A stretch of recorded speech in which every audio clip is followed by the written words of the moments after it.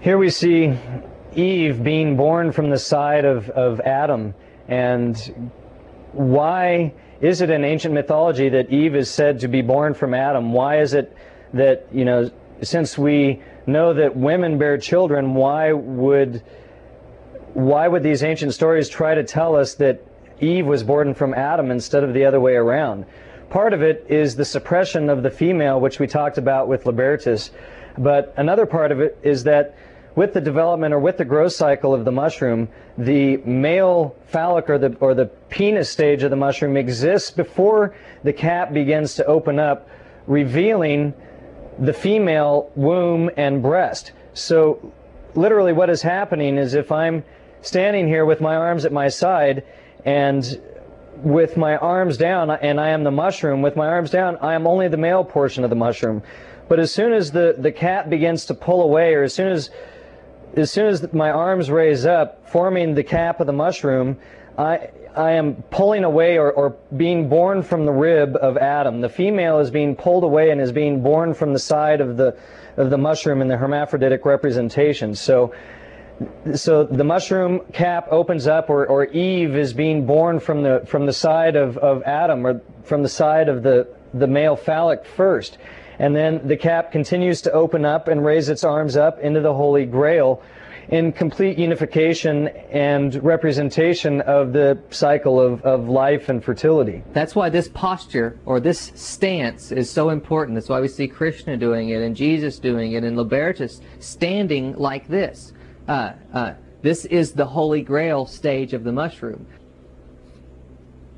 So Eve is born from the side of Adam. Eve is born from Adam's rib. Out of Adam's rib comes Eve, the female part of the mushroom, the part of the mushroom that we consume. So out of the rib comes the enlightenment. Jesus, hanging on the cross, is stabbed in the rib, and out of his rib comes the blood that is collected into the Holy Grail. So out of the rib, again, comes the enlightenment. Here's Jesus having been stabbed. Jesus is the winemaker. Standing here, the river of his blood flowing, and they're capturing it into the Holy Grail to be consumed. Capturing the blood. So we drink the blood. We drink the blood of this deity, the red capped deity. In 2 Corinthians 3:16 through 17, it says, "Nevertheless, when it shall turn to the Lord, the veil shall be taken away. Now the Lord is that Spirit, and where the Spirit of the Lord is, there is liberty." Very interesting statement. And if you take that statement and put it into our modern language, it might sound like this. When the cap of the amanita turns upward and the veil drops, there you will find the Spirit of the Lord, and there you will also find freedom. So the story of Adam and Eve is a very in-depth story. We have the snake climbing the caduceus, giving her enlightenment. After Eve was created, she suddenly finds herself standing in front of the same tree that Adam is told not to eat from. Eve was never told by God not to eat from this tree. It was only communicated to her through Adam. So it must have been a miscommunication of sorts. He didn't weigh on her the importance of not eating from this tree, maybe. But she seduced him into eating from the tree as well. Here is Eve getting the sacred fruit of the tree from the snake. It's also important to understand that the snake represents gnosis, or knowledge, in nearly all ancient mythologies and philosophies. So only in Christianity does the snake appear to mean something evil. When we look in the book of Genesis, it's interesting because who lies? Is it the serpent or is it God? The serpent tells Eve if she eats of the fruit, her eyes will open and she will be like the gods. And God tells Eve that if she eats of the fruit, that she will surely die in the day. And she doesn't die. Adam doesn't die. They did not die in the day. I think it's interesting to point out here that making the fruit, the forbidden fruit, an apple, is odd, because we also tell children that an apple a day will keep the doctor away. Apples are good for you. Why scare children away from eating apples? The apple was chosen for a reason. It's red, and it's the fruit of a tree. The Amanita muscaria is red, and it is the fruit of the tree. Some apples even have white spots on them, just like the mushroom does. When you take a bite out of the apple, you get the same effect as if you take a bite out of the Amanita.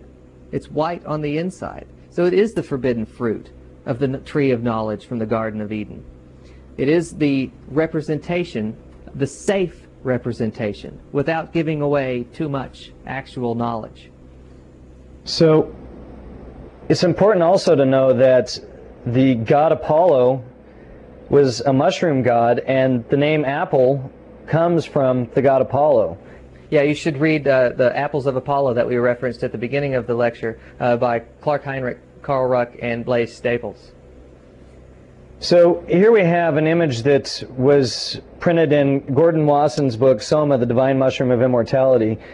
We have Adam and Eve on either side of the mushroom, or the caduceus, with the serpent climbing it, very much symbolizing what Adam and Eve were eating in the Garden of Eden.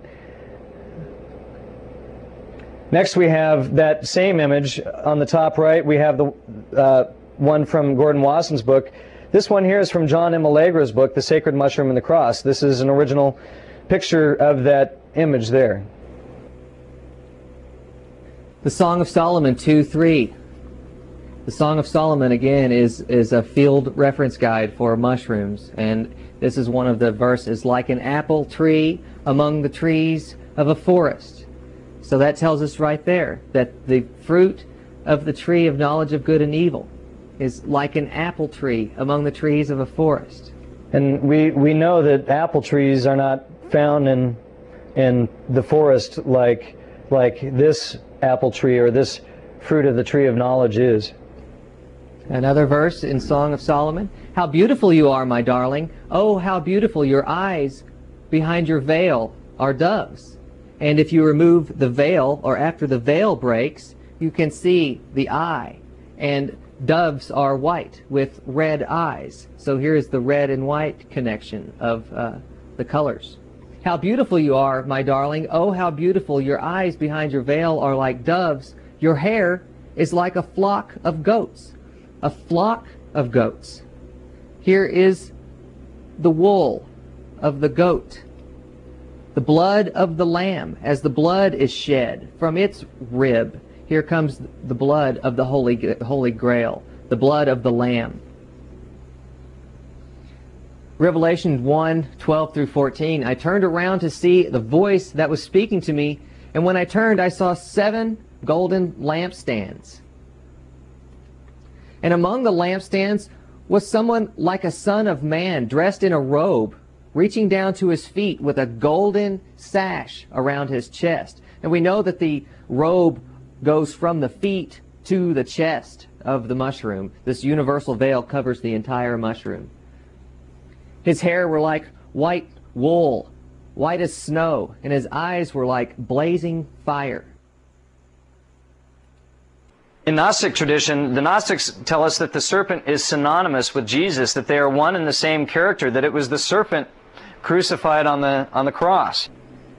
This is a painting of, I believe this is Archangel Gabriel with the seraphim, the entwined staff now with the banner as the serpent climbing the staff. Angels are messengers of God, and so are these mushrooms, the mushrooms that we eat, and they speak to us. They are God's messengers with the wings and the colors. Notice the colors are red and white, the same colors as the Amanita muscaria mushroom. Another interesting thing to know about the angel is the word angel itself, and the word angel is most likely derived from the word ongo and ongos and pongo, which are all ancient words for mushroom. Here's the Annunciation.